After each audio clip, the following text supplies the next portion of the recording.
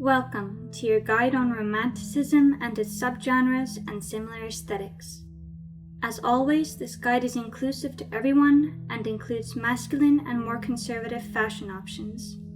However, please note that I am not discussing romanticism as a movement as much as I am its current values translated into fashion. So what is romanticism? Romanticism was an artistic, literary, musical, and intellectual movement that originated in Europe in the late 18th century. This movement strives to emphasize inspiration, subjectivity, and emotionality of the individual. To be clear, romanticism itself is not per se an aesthetic, but has transferred some of its core values into the world of fashion, similar to cottagecore. Like most things, I think romanticism has always been, romanticized, but especially with recent fashion trends, it has definitely earned a place with some of the other romantic and whimsical aesthetics, such as fairycore and royalcore. Elements. Romanticism at its heart values nature, emotionality, subjectivity, and individuality, and strives towards the enigmatic ideal of the sublime. Romanticism came to being because it serves as a sort of antithesis to the values of the Enlightenment period after the disillusionment of the French Revolution. Enlightenment was the age of reason, logic, empiricism, and technical skill, and Romanticism challenged it, hence its heavy emphasis on emotions over rationality. One could go deeper into the theories concerning Romanticism, and I will be leaving some links in the description if you wish to educate yourself further. Inspiration. There are a lot of examples of Romanticism, but here are some examples in a few categories. Notable artists include William Blake, Francisco Goya, and Eugene Delacroix. Notable writers are, for example, Nathaniel Hawthorne, Emily Dickinson, Edgar Allan Poe, and Mary Shelley. Notable musicians and composers include Felix Mendelssohn, Frédéric Chopin, and Franz Liszt. Fashion. Those following the romantic ideal believed that the innermost emotions should be expressed, art should please the senses, and imagination was more important than reason. Thus its ideals spread to pop culture, resulting in a lot of topics surrounding innocence and love. One can take a more historical, modern, or even an inspired mixed approach to the fashion surrounding Romanticism. Let's look at the historical approach first. I will only be summarizing some main points, but I'll leave more detailed research links in the description. In the years 1820 to 1825, there was a transition period shifting from the former Empire style to the new Romantic look. For women, the waistline of dresses slowly descended back to its normal position and skirts gradually increased in fullness. Similar to the Regency era, the dresses were A-shaped with the narrowest part of the skirt being near the waist and then descending to a wider, fuller skirt. Bodices typically attached to the skirts with a waistband and wide matching belts with a decorative buckle were common accessories. During this period, cotton was still the preferred fabric of choice, and there were more color options available such as yellow, orange, brown, and a variety of blues. Dresses with ornamentation were a big hit in the 1820s, especially with the hemlines and sleeves. Ornamentation was usually in the form of embroidery, cutwork, or matching ruffles and ruching and puffs. Neck ruffs and slashing also came back in trend, and sleeve styles could be long or short. Romantic era had its peak in the 1830s when silhouettes reached their extreme and the two inverted triangles dress look was in style. Sleeve style was full with lots of variants of the puff sleeve. Stays and corsets eventually became popular in order to help with the strong silhouette look. As for hair, sausage curls were most popular with the styles like the Apollo knot. Similar to women's fashion, men had the waistline nipped and puffier sleeves after 1825. Some fashionable men even wore corsets to achieve the desired waistline look. For men, a muscular chest and legs were in style, so there was a lot of padding in suits as well as stockings to create such a look. Dress coats were a typical look for a formal day out. Alongside with this, trousers became popularized. Black, blue, brown, and green were popular colors of choice for the outfits. Neckwear was also popular, and the outfit was completed with a classic top hat. As for a modern take on Romanticism, the strong contrasting silhouettes have recently made a comeback with the addition of corsets, stays, and even nightgowns added on top of an outfit or worn by themselves with accessories.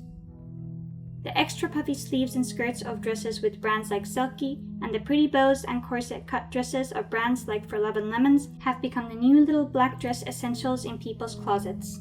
I think a lot of people often confuse the romantic aesthetic with cottagecore because of their similarities. But while the two can be similar, their biggest difference is the silhouettes of clothes and color palettes.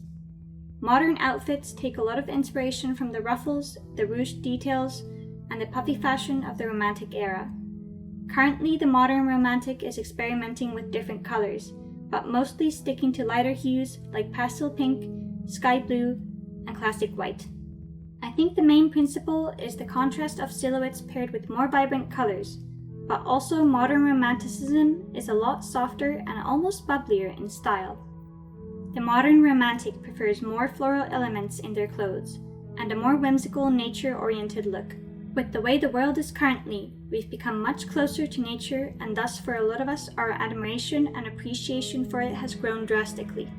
For more conservative options, layered pieces underneath or on top of dresses. These can be blazers or soft cardigans on top, or turtlenecks and dainty button-ups underneath. For my hijab-wearing friends, depending on your preference of historical accuracy, you can go along with the darker and vibrant colors of romanticism of the past, or opt for the brighter pastel palette of the present. You can choose to decorate your hijab in dainty floral jewelry or something similar. Color palette. For color palettes, you can opt for either historically accurate colors or the modern interpretation of romanticism. Depending on how true to romanticism you wish to be, you may choose to go with a darker palette of browns, black, blues, and greens. If you prefer a more modern, softer approach, opt for colors like rose pink, pale pastels, and pops of color like sky blue and yellow.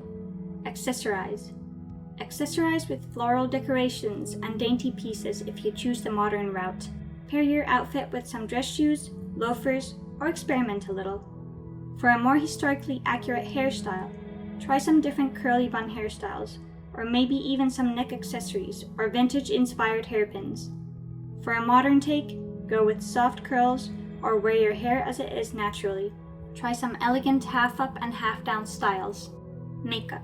Because romanticism is supportive of individualism and self-expression, I think one should be free to experiment however they wish in this.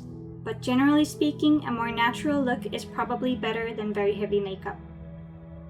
A lot of fashion and makeup artists as of recent have been enjoying experimenting with different colored eyeliner and doing their eyeliner in unusual ways, such as painting clouds, hearts, and other patterns. Where can you shop for this aesthetic? Here are a few places you could shop for the romantic aesthetic.